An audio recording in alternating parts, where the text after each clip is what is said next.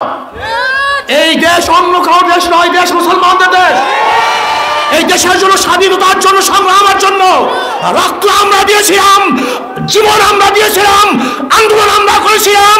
কাজে বাংলাদেশের মধ্যে কোনো বেঈমান শক্তি মাথা জাগালে আমরা রক্ষা করবো না, দেব না তাদেরকে বাঁচতে ইনশাআল্লাহ। আসসালামু আলাইকুম ওয়া রাহমাতুল্লাহি ওয়া বারাকাতুহু। নাহমাদু ওয়া নুসাল্লি আলা রাসূলিল কারীম, আম্মা বাদ। ফাউযু বিল্লাহি মিনাশ শাইতানির রাজীম। বিসমিল্লাহির রহমানির রহিম। ইনিল হুকমু ইল্লা লিল্লাহ। আল্লাহুম্মা সাল্লি আলা মুহাম্মদ ওয়া আলা আলি মুহাম্মদ। ইসলামী আন্দোলন বাংলাদেশ রাজশাহী জেলা মহানগর শাখা কর্তৃক আয়োজিত আজকের সম্মেলনের সম্মানিত সভাপতি হযরত উলামায়ে কেরাম, সর্বস্তরের ইসলাম প্রেমিক, দেশপ্রেমিক ভাইয়ার আমার, আসলে ইসলামী আন্দোলন বাংলাদেশ কি চায়, এদের বক্তব্য কি, এদের উদ্দেশ্য কি, এ সম্পর্কে আমরা অনেকেই জানি না। এই দেশটা কাদের, এ দেশ কারা স্বাধীন করেছে, এ বিষয়ে আমাদের অনেকেরই জানা নেই। আপনারা জানেন, এ দেশের দীর্ঘদিন পর্যন্ত শাসক ছিল মুসলমান। 750-800 বছর পর্যন্ত এদেশের শাসক ছিল মুসলমান। কিছু মুনাফিক এবং গাদ্দারের কারণে ব্রিটিশ 200 বছর এদের শোষণ করেছে। আবার ব্রিটিশদের বিরুদ্ধে প্রথম আন্দোলনের সূচনা করেছিল মুসলমান।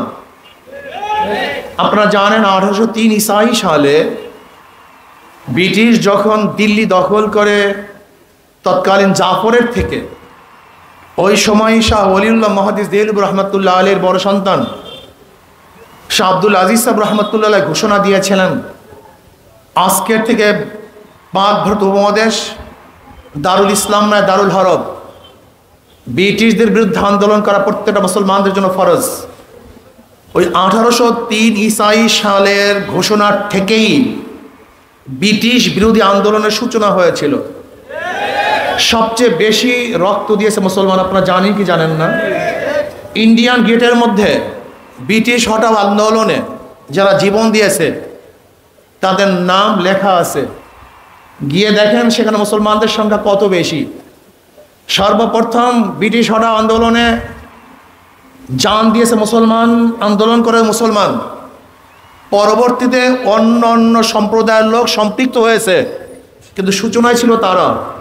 রক্ত তাদের, ত্যাগও তাদের বেশি। কেন? আপনি দেখুন, ব্রিটিশ হটাও আন্দোলনে যতজন মুসলমান ভারত থেকে হিজরাত করেছে, অন্য কোনো সম্প্রদায়ের লোক এত হিজরাত করে নাই। দেখাতে পারবেন না? তাদের আন্দোলনের কারণেই এদেশ থেকে ব্রিটিশ হটতে বাধ্য হয়েছিল। ভেবেছিলাম সাম্প্রদায়িক সম্প্রীতি বজায় থাকবে, এই ভারতবর্ষের প্রত্যেকটা নাগরিক তাদের অধিকার ফিরে পাবে। কিন্তু কি দেখলাম? মুসলমানদের সাথে বৈষম্য করা হচ্ছে, মুসলমানদের অধিকার রক্ষা হচ্ছে না, তাদেরকে ভিন্ন খাতে দেখা হচ্ছে, অন্য নজরে দেখছে। তখন আমরা কি করলাম যে না, মুসলমানদের জন্য আলাদা আলাদা ভূখণ্ড ব্যতীত মুসলমানদের স্থায়ী শান্তি আসবে না। তখন এই মুসলিম লীগের নেতৃত্বে মুসলমানদের ভিত্তিতে এদেশ থেকে, ভারত থেকে আলাদা হওয়ার জন্য আমরা আন্দোলন শুরু করলাম। যে আন্দোলনের একজন সেফা সালার ছিলেন শেখ সাহেব নিজেও। অসমাপ্ত আত্মজীবনীর মধ্যে পড়ে দেখেন, তিনি বলেছেন যে এখন আর ভারত থেকে আলাদা না হলে, পাকিস্তান নামে একটা ভূখণ্ড না করলে আমাদের শান্তির আর দ্বিতীয় কোনো পথ নাই। সে আন্দোলনের ভিত্তিতে আমরা 47-এ একটা পাকিস্তান নামীয় ভূখণ্ড অর্জন করলাম। সেই ভূখণ্ডের দুইটা অংশ, পশ্চিম পাকিস্তান, পূর্ব পাকিস্তান। এই পশ্চিম এবং পূর্ব পাকিস্তানের মধ্যে ব্যবধান 1700 কিলোমিটার। 1700 কিলোমিটার দূরে অবস্থানকৃত দুইটা দেশ একই নামে ভারত থেকে আলাদা হওয়ার কারণটা কি ছিল, এটা মাথার মধ্যে রাখতে হবে। এতক্ষণ যা বলেছি তা মাথার মধ্যে থাকুক অথবা নাই থাকুক দেখার বিষয় নয়, কিন্তু দুই মেরুতে অবস্থানকৃত 1700 কিলোমিটার দূরে অবস্থানকৃত ভারত থেকে একই নামে দুইটা রাষ্ট্র একই নামে ভারত থেকে আলাদা হওয়ার কারণটা কি ছিল? ঋতুর কারণ না। পশ্চিম পাকিস্তানের ঋতু পূর্ব পাকিস্তানের ঋতু সম্পূর্ণ ভিন্ন ছিল। ভৌগোলিক অবস্থান না, ভৌগোলিক অবস্থান সম্পূর্ণ ভিন্ন ছিল।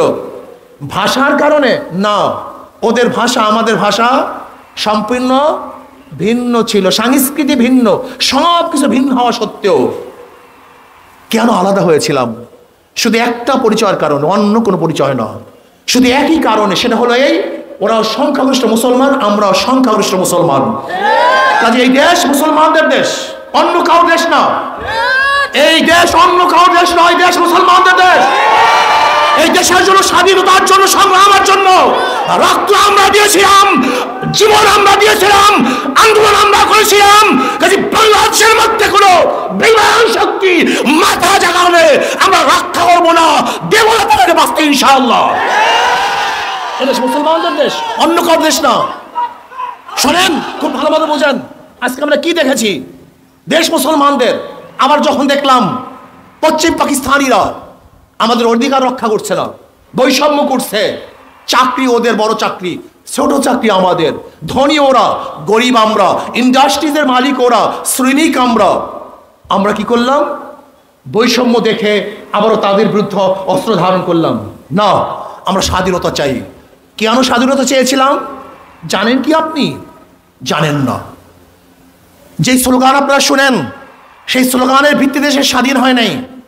এদের স্বাধীন কেন হয়েছিল? পাকিস্তানিরা ভোটের মর্যাদা রক্ষা করতে পারেনি।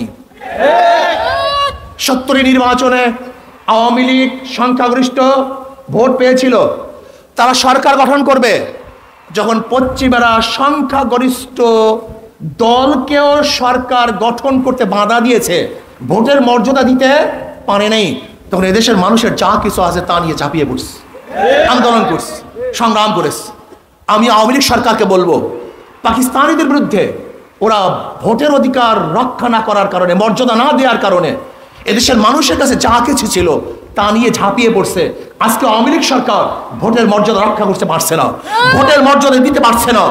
যেরকম পাকিস্তানিদের বিরুদ্ধে এদেশের মানুষের যা কিছু আছে তা নিয়ে ঝাঁপিয়ে পড়ছিল, আজকে আওয়ামী লীগের বিরুদ্ধে এদেশের মানুষের যা কিছু আছে আজকে হোক কালকে হোক ঝাঁপিয়ে পড়বে ইনশাআল্লাহ।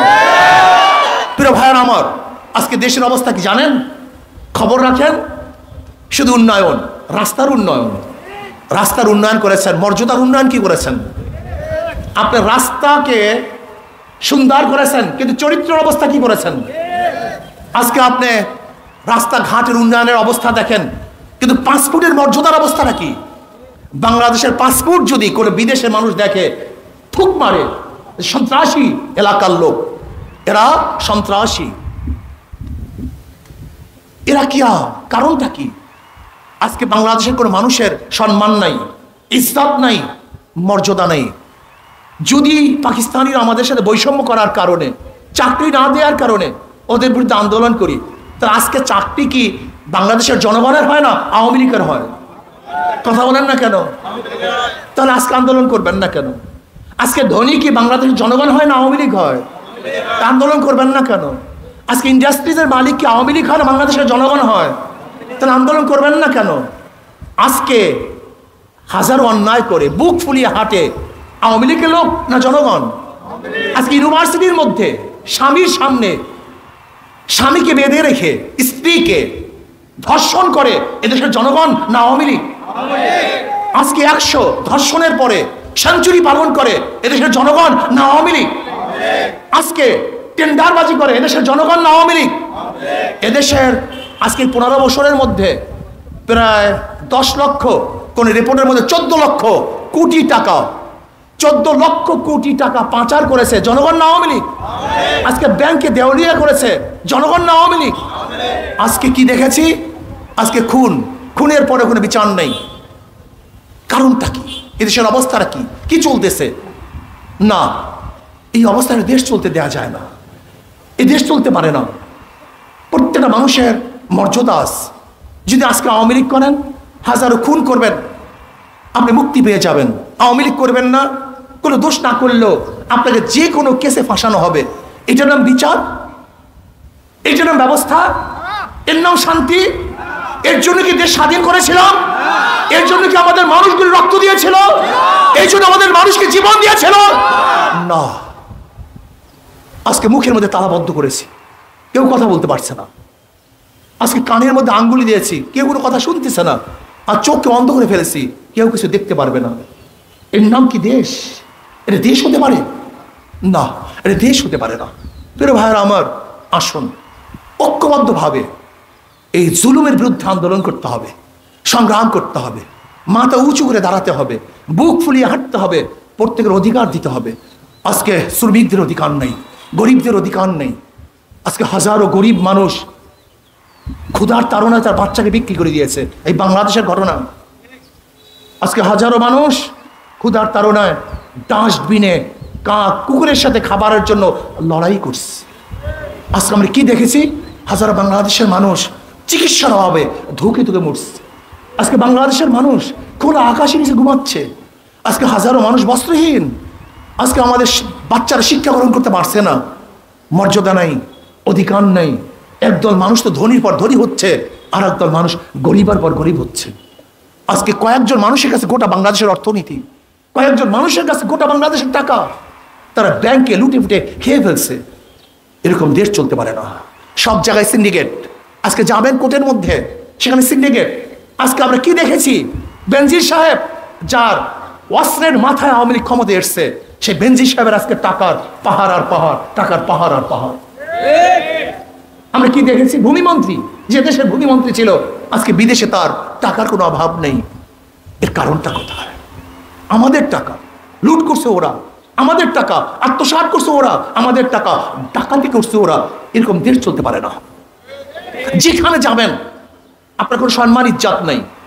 আজকে আমাদের দেশের চাকরিজীবী যারা আমাদের টাকা দিয়ে বেতন গ্রহণ করে, সেখানে জনগণের কোনো মর্যাদা নেই। চাকরিজীবী, চাকরিজীবী যারা চাকরগিরি করে জীবিকা নির্বাহ করে, তাদেরকে বলে চাকরিজীবী। জনগণ মালিক। যারা বাংলাদেশের টাকা ভোগ করে, তারা সবাই বাংলাদেশের জনগণের চাকর। সে যত বড় অফিসার হোক না কেন, সে যত বড় অফিসার হোক না কেন, আপনারা মালিক, তারা আমাদের চাকর। অথচ কি করতেছে?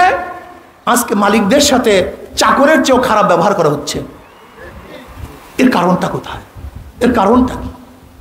কোনো মর্যাদা নেই, জনগণের কোনো মর্যাদা নেই, কোনো ইজ্জত নেই, কোনো সম্মান নেই। তা বলতে বলবো আপনারা মালিক, আপনাদের লাথি দেয় কেন? আপনাদের অমর্যাদা করে কেন? ডাকাত গৃহস্থদেরকে লাথি দেয়, কিন্তু ডাকাত ডাকাত, গৃহস্থ গৃহস্থই। ডাকাত ডাকাত, মালিক মালিকই। আমাদের সাথে যতই ওরা খারাপ ব্যবহার করুক না কেন, আমরাই আমাদের খাজনা, ট্যাক্স, ভ্যাটের পয়সা তাদেরকে পে করি, তারা নেয়, আমরা দেই। আমরা মালিক, তারা আমাদের সেবক। মনে রাখতে হবে, যত বড় অন্যায় করুক না কেন, আপনি ভাববেন আপনি একজন মালিক, আপনি জনগণ। এই টুপির ভ্যাট ট্যাক্সের পয়সা আপনি পে করেন, আপনার জামার টাকা আপনি পে করেন, আপনি বাতাস ব্যবহার করেন, তার টাকা আপনি পে করেন, আপনি খাদ্য খান, সেই টাকা সরকারকে পে করেন, আপনার রাস্তা দিয়ে হাঁটেন, সেই ট্যাক্স এবং ভ্যাট আপনি পে করেন। আপনি দেন, সরকার নেয়। আমি মালিক, সরকার আমাদের থেকে নেয়, কাজে সে আমাদের মালিক হতে পারে না। সে আমাদের কর্মচারী, আমাদের সেবক। সে আমাদের সেবা করার অঙ্গীকার নিয়ে ক্ষমতায় গেছে। আমাকে ভোট দেন যেন আমি সেবা করতে পারি, আপনাদের খ্যাতবোধ করতে পারি, এই কথা বলে নাই? তার আমাদের খাওয়াবেন। সরকার আমাদের সেবক, আমাদের সেবার জন্য, খ্যাতবোধের জন্য তারা ক্ষমতায় গেছে, অত্যাচারের জন্য ক্ষমতায় যায় নাই। তারা তাদের ইশতেহারের মধ্যে পোস্টারে লিখেছে, আমাকে খ্যাতবোধ করার তৌফিক দেন, আমাকে সেবা করার তৌফিক দেন। তুমি সেবা করার নামে আজকে আমাদের গলা টিপে মারবা, আমাদের হত্যা করবা, আমাদের মেয়েদেরকে ধর্ষণ করবা, আমাদের টাকা পয়সা বিদেশে পাচার করবা, আমাদের দেশকে বিক্রি করে দিবা। আজকে বাংলাদেশের সরকার নাই, ওই ভারতের থেকে যে প্রেসক্রিপশন দেশে আসে সেই অনুযায়ী সরকার গঠন হয়, সেই জন মন্ত্রী গঠন হয়, সেই জন এমপি গঠন হয়। আজকে পদোন্নতি কে দিবে, কাকে দিবে, তা ও দেশ থেকে লিস্টে চলে আসে। আপনি জানেন দেশের অবস্থাটা কি? সাম্প্রদায়িক দাঙ্গা লাগাবার জন্য চেষ্টা চলছে। আজকে মুসলমানদের এখানে কোনো অধিকার নাই।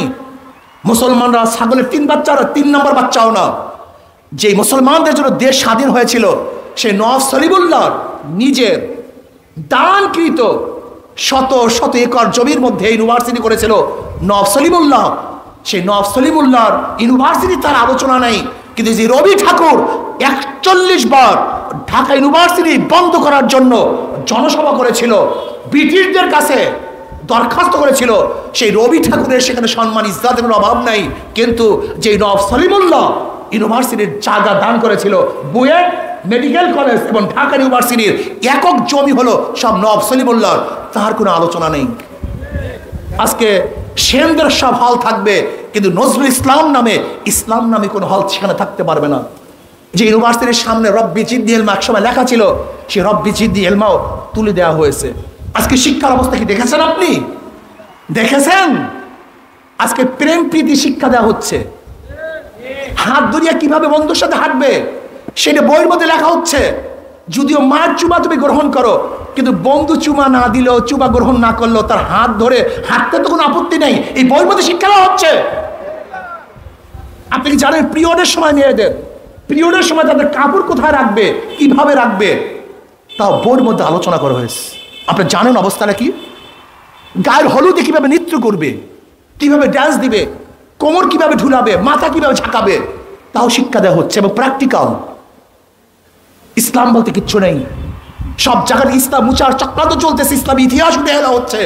আবু বকরের গল্প নাই, ওমরের গল্প নাই, ওসমানের গল্প নাই, আলীর গল্প নাই। আমার নবীর যেখানে গল্প থাকবে না, ওই সমস্ত শিক্ষা সিলেবাস বাংলাদেশে আমরা চাই না, থাকতে দেব না ইনশাআল্লাহ।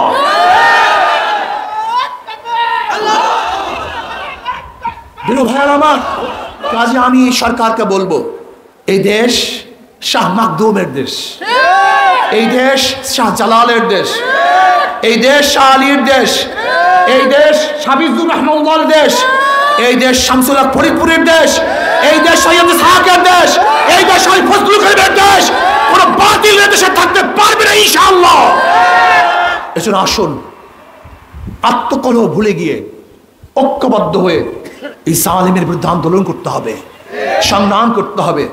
আজকে ধর্মীয় কন্দলের মধ্যে আমাকে লাগিয়ে দিয়ে শক্তি খর্ব করে ওরা ক্ষমতা চালাচ্ছে। যদি আমরা ঐক্যবদ্ধ হই, ইনশাআল্লাহ অবশ্যই জালেম শক্তি থাকতে পারবে না। আল্লাহ আমাকে এবং আমাদের সবাইকে এই জালেম থেকে হেফাজত হওয়ার তৌফিক দান করেন। আমা আলাইনা